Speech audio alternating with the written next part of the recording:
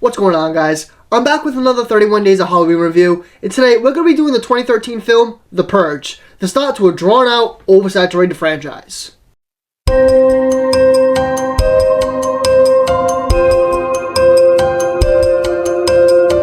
In an America ravaged by crime and overcrowded prisons, the government sanctioned an annual 12-hour period during which all criminal activity, including murder, is legal. James Sandon and his family face the ultimate test when an intruder drags the vicious outside world into their home.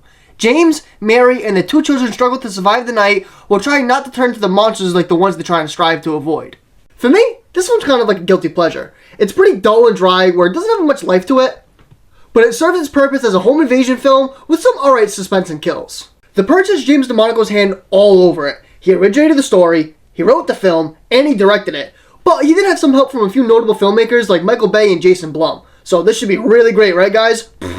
With DeMonaco and Bay's name being behind this film, I was expecting big action, and it was just mediocre at best. There's definitely a lot of missteps in this film, so let me start with a few positives it has. For starters, although it's a pretty hard concept as a whole to believe, I can personally get behind it and enjoy it for what it is due to the aspect of people trying to break into your house and kill you, which unfortunately isn't necessarily far-fetched. The plot is fairly simplistic, yet it hints at social commentary with the rich and the poor, so it doesn't just come off as a brute horror and home invasion film. One of the subtle things I enjoyed was the way they handled the exposition. Sure, this film as a whole can somewhat feel like a lot of exposition, setting up the franchise to come, but I appreciated the opening credits, showing the disasters going on to give us a hint at what's what and to set the tone. Another positive I had was with the character. And no, it wasn't with any of our main family, but Rise Wakefield, who I guess you'd call the main antagonist in all of this. With a film that was plagued with terrible writing right from the beginning, I believe he sold every scene really well, really turning things up to 11, and elevating everything and everyone around him in that particular scene.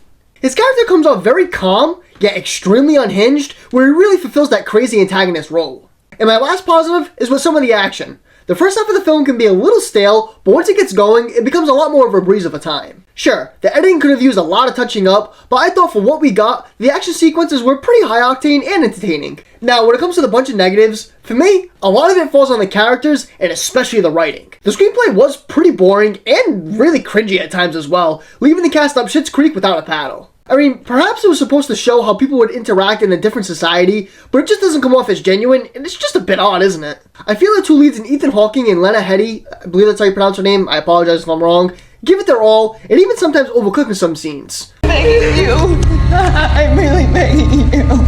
I can't let you do this. But what I can't get behind is the tone-deaf, dumbass kids. They are both so incredibly stupid, where it feels like they're really only there to facilitate the plot. The daughter has about 2 brain cells that are fighting for 3rd place, that also just disappears into thin air whenever she feels like it. Then with the son, he's just a crybaby that basically just created all of this carnage. As a whole, they feel so disconnected as a quote-unquote family, feeling like hollow cutouts for the most part, where I could care less who lived and who died. Even when it came to the walking side plot device, aka the homeless man, since they don't even give bro a name, he is really just there to facilitate the plot and nothing else. And finally, when it comes to the Purgers, they definitely come off super creepy and unhinged, but when it came down to business, they were truly nothing special at all. Another issue I had, the opening credit scene did a good job handling the exposition and information we needed heading into the film, but once it was over, the structure of the film sort of collapsed, feeling lazy and really underdeveloped. For me anyways, the first half hour or so was dead boring, where the characters were basically just hanging around doing nothing most of the time. Overall, you can pluck holes in this film all day when it comes to the camera work, the editing, the writing, the character interactions, and how predictable it is, but at the end of the day, the film sort of serves its purpose. 4 out of 10 for me. Let me know what you think of The Purge in the comments below, and let me know what film you'd like to see me review next. See you guys in the next one.